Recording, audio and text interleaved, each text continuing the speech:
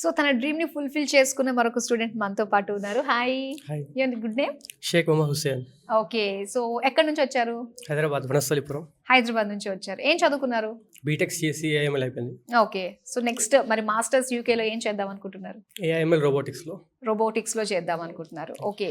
So university నుంచి offer letter వచ్చేసిందా? Yeah almost 90% process కూడా అయిపోయింది. 90% ప్రాసెస్ అయిపోయింది. ప్రాసెస్ స్టార్ట్ చేసి ఎన్ని డేస్ అవ్వింది మీది? 15-20 డేస్. 20 డేస్‌లో almost process done. Yeah okay. Scholarship వచ్చిందా? Yes how much did you got? 3,000 pounds.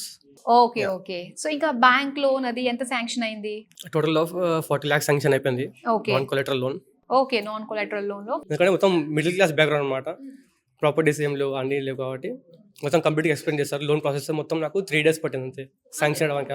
Okay. అక్కడికి వెళ్ళిన తర్వాత అకామిడేషన్ ఇదంతా కూడా ఎలా ఉంటుంది? బుకింగ్ కూడా అయిపోయింది, అకామిడేషన్ ఓకే. ఫుల్లీ ప్లాన్డ్ అన్నమాట. Complete, yeah. ఎప్పుడు వెళ్ళిపోతున్నారు ఇంతకి? జనవరి ఇంటెక్. ఓకే.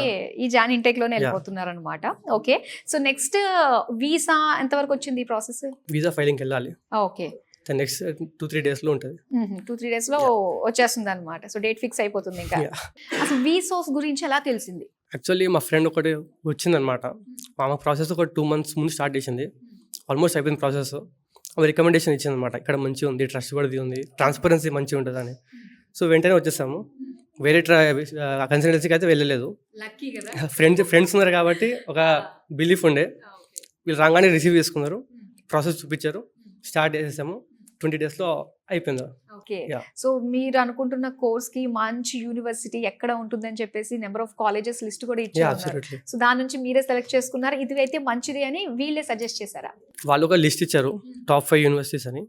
దానిలో నాకున్న టాప్ 5 యూనివర్సిటీస్తో కామన్ ఉండే. సో ఆబ్వియస్లీ నేను చెప్పాను ఇది కోవెంట్రీ యూనివర్సిటీ వెళ్తానని.